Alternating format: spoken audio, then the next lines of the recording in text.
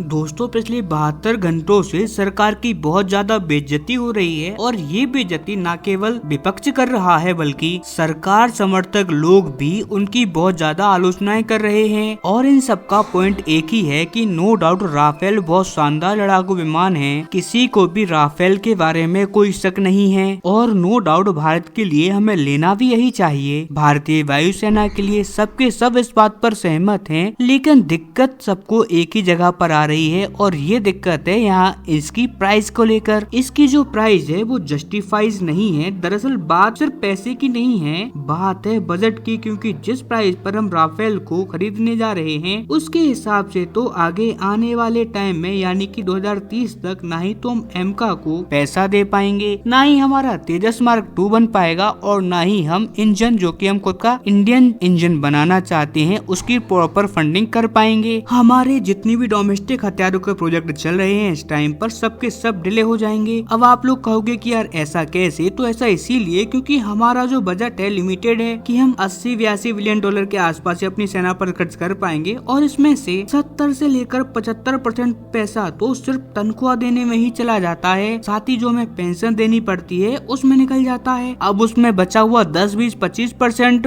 Budget, उसमें से हमें नौ सेना के लिए भी हथियार परचेज करने हैं, हमारी थल सेना के लिए भी हथियार लेने हैं, हमें हमारी सेनाओं को मॉडर्नाइजेशन की तरफ भी लेके जाना है। इसके अलावा सेनाओं को रोजमर्रा में जो कुछ ना कुछ टूट फूट होती रहती है, हथियारों में कोई प्रॉब्लम आ गई, कोई मेंटेनेंस हथियार मांग रहे हैं या कोई स्पेयर पार्ट्स की आवश्यकता है, इसमें से बहुत सारा पैसा तो हमारा उसमें ही निकल जाता है। तो फिर ऐसे में हम जो आधुनिक डील कर रहे हैं हमारा बचा हुआ पैसा तो इनमें ही निकल जाता है। अब ऐसे में जो हमारे डोमेस्टिक हथियारों के प्रोग्राम चल रहे हैं हम आखिरकार उन्हें फंडिंग कैसे देंगे? अगर हम अपना डिफेंस बजट 100 बिलियन डॉलर भी कर देंगे तो भी भारत के जो डोमेस्टिक प्रोजेक्ट हैं डिफेंस के उनके लिए पैसा देना मुश्किल हो जाएगा, क्योंकि सिर्फ ये 36 बिलियन डॉलर की राफेल की डील नहीं है, इसी के साथ हमने जर्मनी के साथ भी हाल ही में डील करी है 8 बिलियन डॉलर की पनडुब्बियों की और अन्य नौसैनिक इक्विपमेंट की, उनके लिए भी हमें पैसा देना है। इसके अलावा हम थल सेना के लिए स्ट्राइकर व्हीकल्स परचेज कर रहे हैं अरबों अरब डॉलर के, वो डील भी हमें करनी है, उसमें भी हमें पैसा डिस्ट्रीब्यूट करना है। तो फिर आखिरकार पैसा बचेगा कहां से? तेजस और एमका के लिए और इसके अलावा हमारे घरेलू जेट इंजन के लिए। और इसीलिए सरकार सही काम कर रही है राफेल की डील करके, लेकिन उसके बावजूद उनकी आलोचनाएं की जा रही हैं सिर्फ और सिर्फ प्राइस पॉइंट के कारण, और इसीलिए सरकार को भी हीट इसकी महसूस हो रही है। आप स्क्रीन पर देखिए अचानक से रिपोर्ट निकलकर सामने आ रही है कि फ्रांस के साथ जो हाल ही में डील की बात चल रही थी इसमें जो 30% इंडियन ओरिजिन का मेड इन इंडिया लोकलाइजेशन होना था अब वो 30% नहीं होगा। अब सरकार ने फ्रांस के सामने एक लाइन खींच दी है कि हमें 80% तक लोकलाइजेशन करना पड़ेगा, हमें भारत में 80% तक इसकी मैन्युफैक्चरिंग करनी होगी। इसके अलावा कई सोर्सेज से सरकार ने ये भी खबर रिलीज करवाई है कि भारत में जो 33 पहले लड़ाकू विमान थे ना वो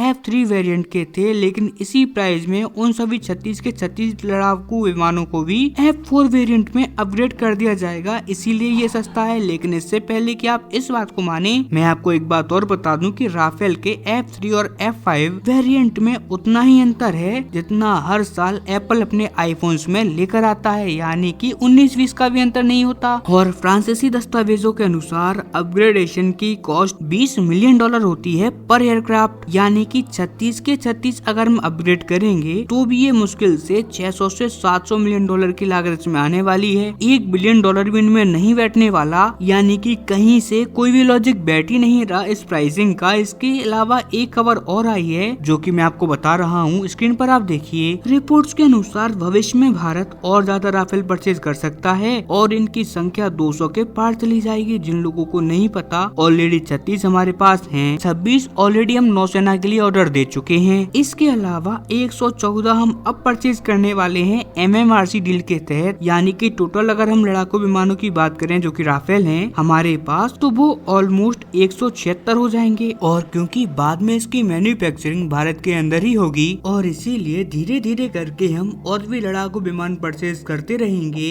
25-30 की संख्या में। लेकिन ये भी कोई एडवांटेज हमें नहीं है, इसका भी पूरा एडवांटेज फ्रांस के पास ही है, क्योंकि फ्रांस की जो राफेल की फैक्ट्री भारत में लगेगी उसे चलाए रखने के लिए हमें ऑर्डर देने पड़ेंगे या फिर उम्मीद करनी होगी कि फ्रांस को राफेल के ऑर्डर भविष्य में भी मिलते रहे, ताकि उनकी जो भारत में फैक्ट्री है वो लंबे टाइम तक चलती रहे। इसके अलावा डिलीवरी को लेकर आपके मन में सवाल आ रहा होगा कि चलो महंगाई सही, लेकिन कम से कम हमें ये तो पता लगे कि डिलीवरी कब तक मिलेगी। तो इसमें भी आपको डिसअपॉइंटमेंट होने वाली है, क्योंकि राफेल के चल रहे हैं बैकलॉग, और क्योंकि 2021 में यूएई ने 80 राफेल का ऑर्डर दिया था, इजिप्ट ने 26 का ऑर्डर दे रखा है, इसके अलावा ग्रीस ने 18 लड़ाकू विमान का ऑर्डर दे रखा है, यहाँ तक कि चेक रिपब्लिक का भी 20 लड़ाकू विमानों का ऑर्डर है। इसी वजह से यहाँ पर बहुत लंबा बैकलॉग है, और इसी वजह से किसी भी सूरत में आप उम्मीद ही मत करना 2029 यानी कि 2029 से पहले आपके पास इन राफेल की डिलीवरी होना स्टार्ट हो पाएगी। और मैं आपको जेन्युइन बात कहूँ तो मुझे इस पूरे सिनेरियो को देखकर लग रहा है कि आज